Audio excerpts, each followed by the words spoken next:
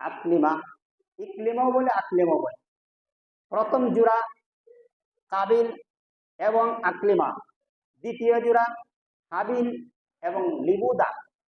হাবিল আর লিবুদা। আদম আলাইহিস সালামকে আল্লাহ পাক হুকুম করেছেন, আদম হজ্জের সময় হয়ে যাচ্ছে, হজ করবা, হজ্জের হুকুম হয়ে গেছে, হজ্জে যাইবা। ইব্রাহিম আদম আলাইহিস সালাম চিন্তা করলেন, আমার তো হজ্জে যেতে হবে। আবার একটা চিন্তা হলো, আমার সন্তানাদি 20 জোড়া হয়ে গেছে, এখন প্রথম জোড়া আছে, দ্বিতীয় জোড়া আছে, এদের মধ্যে একটা বিবাহের একটা বন্ধন করে দিবি। এই বিবাহের কাজ সম্পাদন করে যায়, উপযুক্ত সন্তান উপযুক্ত মেয়ে হয়ে গেছে, এই কাজটা সেরে যায়, তাহলে ভালো হবে। আদম আলাইহিস সালাম হাবিল এবং কাবিলকে একত্র করে বলেছেন, ও হাবিল ও কাবিল, তোমরা জেনে রাখো, আল্লাহর পক্ষ থেকে আল্লাহর হুকুম মোতাবেক তোমাদেরকে বিবাহের কাজ সম্পাদন করে আমি হজ্জে চলে যাব। তাহলে আমি কথা বলতেছি যে কুরবানি সর্বপ্রথম আদম আলাইহিস সালাম থেকেই শুরু হয়েছে। এই যে আমার কুরবানি, আমার আলোচনা, তাহলে যার থেকে শুরু হয়েছে এই কুরবানি আলোচনা শুরু করে পরবর্তীতে যে আলোচনা আছে পর্ব। এখন আদম আলাইহিস সালাম যখন বললেন, তাহলে কিভাবে, জি ঠিক আছে, ছেলে রাজি, উভয় ছেলে রাজি, ঠিক আছে, কিভাবে হবে? আল্লাহর নির্দেশিত মতে আদম আলাইহিস সালাম ওই পয়গম্বর, উনার যে শরীয়ত আছে, এই শরীয়তের বিধান হইল প্রথম হাবিল এবং আকলিমা, দ্বিতীয় সন্তান হইল, জোড়া হইল যমজ সন্তান হাবিল আর লিবুদা।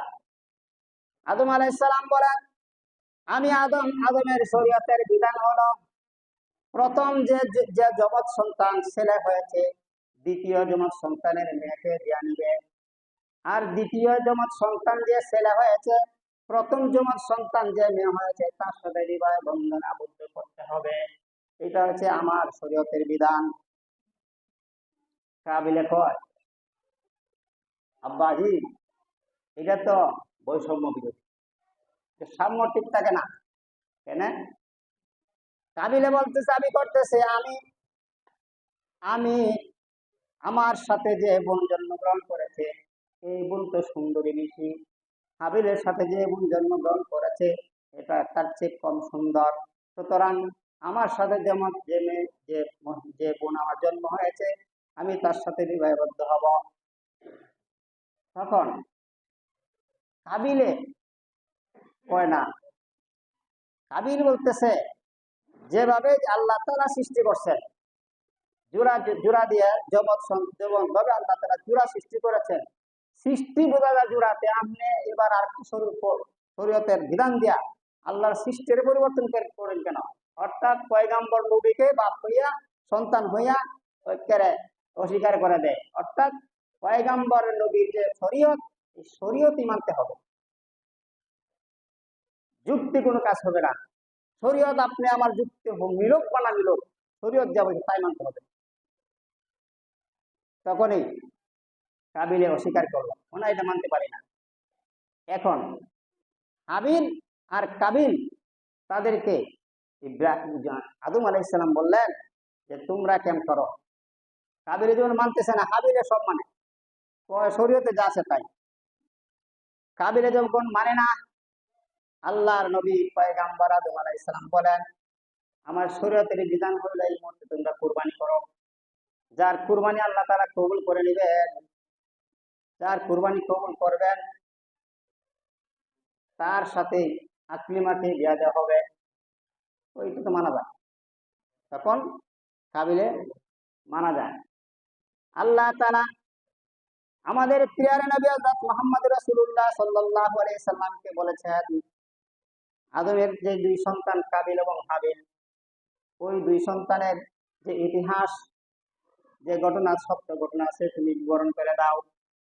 আল্লাহ তাআলা নবীজির উপর আয়াত নাযিল করেছেন, ওয়াতলু আলাইহিম নাবা আবনাই আদম বিল হক ইল কাররাবা কুরবানান ফাতুকুব্বিলা মিন আহাদিহিমা ওয়া লাম ইয়াতাকাব্বাল মিনাল আখার ক্বালা লা আকতুলান্নাক ক্বালা ইন্নামা ইয়াতাকাব্বালুল্লাহু মিনাল মুত্তাকিন। আল্লাহ তাআলা নবীকে আমাদের নবীকে বলছেন তোমার উম্মতকে আদমের যে কাবিল এবং হাবিল এদের কুরবানির যে ইতিহাসটা তাদেরকে বিবরণ করে শোনায় দাও। এই বিবরণটা আল কোরআনের মধ্যে আছে। যেমন আল্লাহ নিজে বলতেছেন ওয়াতলু আলাইহিম নাবা ইবনাই আদম বিল হক, ও নবী তাদের কাছে বলে দাও, শোনায় দাও আদম আলাইহিস সালামের যে দুই সন্তান কাবিল এবং হাবিল তাদের যে ঘটনা আছে সত্য ঘটনা, এই ঘটনাটা তাদেরকে তুমি শুনিয়ে দাও। যেমন আমাদের নবী সাল্লাল্লাহু আলাইহি সাল্লাম সাহাবাদেরকে যেভাবে বলেছেন, ঠিক আমি যেভাবে আপনাদের কাছে বলতেছি তাদের ঘটনা আমাদের নবী সাল্লাল্লাহু আলাইহি সাল্লাম এইভাবে সাহাবীদের কাছে বলেছেন।